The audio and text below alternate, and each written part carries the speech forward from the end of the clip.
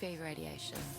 Much UV can damage unprotected skin and lead to melanoma. What? If you could see UV, you would protect your skin. This is a little bit over the top. Hi, dermatologist here. We're watching a video from Paul Saladino. From what I can gather, he's a psychiatrist. So we're a little bit out of our field here already. The first thing that strikes me here is that he's coming after a public health announcement initiative from Australia. And when it comes to skin cancer prevention, like Australia's public health system is like the gold standard.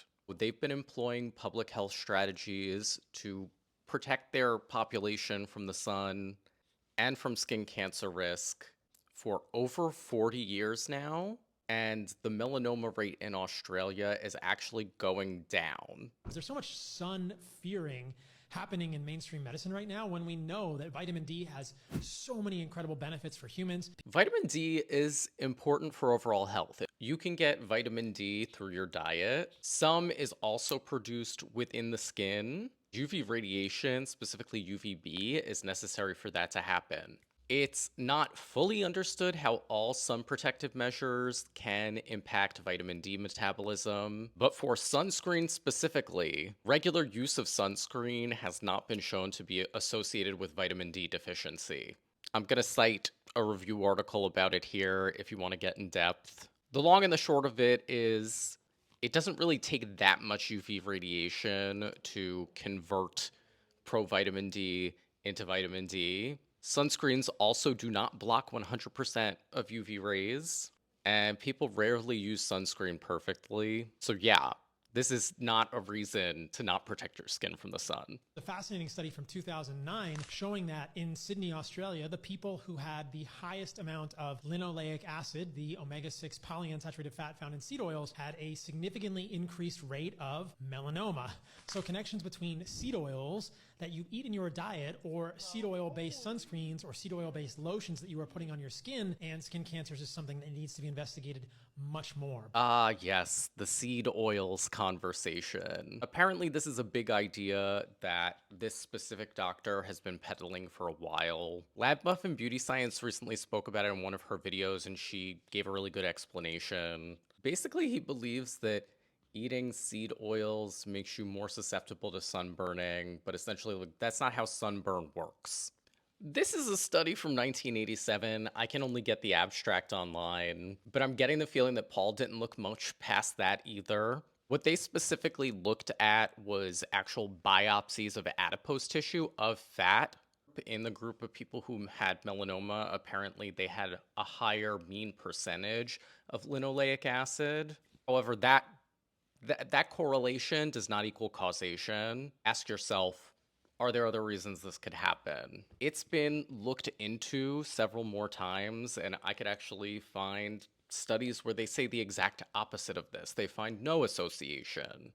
A good scientific result is reproducible. So if you can't reproduce the results of this experiment, it may not be a good experiment. The melanoma is a very aggressive cancer. There's actually a good amount of research suggesting that outdoor sun exposure is not connected with melanoma incidence. There's a 2016 case control study in Europe showing no association between outdoor sun exposure and melanoma. Being outdoors in the sun does raise your risk of other cancers like squamous and basal cell cancer, but not melanoma. And this is another case where either he didn't read the whole study or I feel like he maybe cherry-picked certain data points out of here.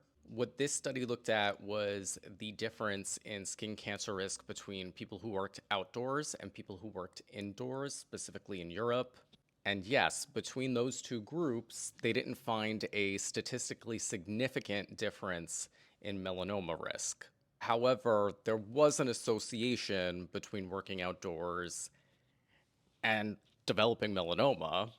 When you don't reach a statistically significant result, it can be that there's no association, true, or it could just be that the study design was not great enough for you to have the statistical power to get to the correct result. However, if you read the whole study, what you find is that people who have a longer history of working outdoors have a higher risk for melanoma, including melanoma in situ, which is earlier melanoma, and invasive melanoma, which is later stage melanoma.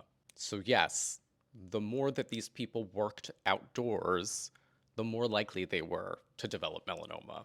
Some studies find that chronic, moderate exposure to the sun actually lowers your risk of melanoma. Again, here, correlation versus causation.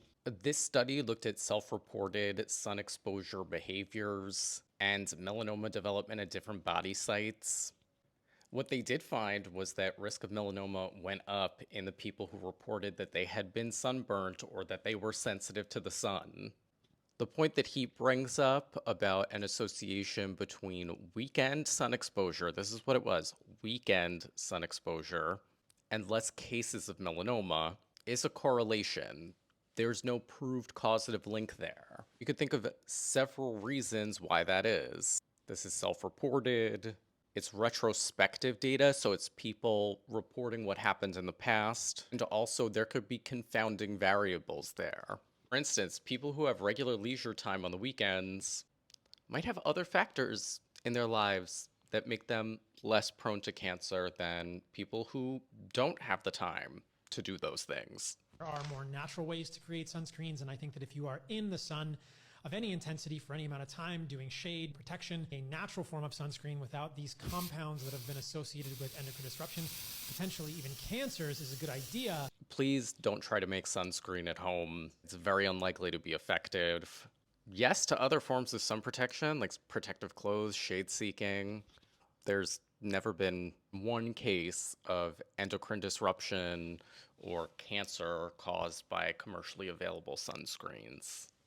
But we definitely should not fear the sun, especially if we have a healthy diet and we are moderating our sun exposure based on our baseline skin tone and the intensity of the sun wherever we are. Go out in the sun. It feels good. It raises endorphins. There's a reason it feels good for you to be in the sun. Don't get burned, but don't fear the sun, and definitely don't think about UV as little blue arrows coming at you all the time. You'd never even leave your house. I think there's this common misconception that those of us who preach safer sun practices, like don't want people to go outdoors or live their lives. Yes, have outdoor activity. Enjoy yourself. I do. I'm just sure to protect myself and my loved ones from UV radiation. We know that it is the primary preventable cause of skin cancer. Period. I think this is a perfect example of, somebody having an agenda and then trying to cherry pick data to support their claim rather than actually looking at what data is out there. Because I basically disproved all of his points using the actual papers that he was citing. As always, don't believe everything that you hear on social media.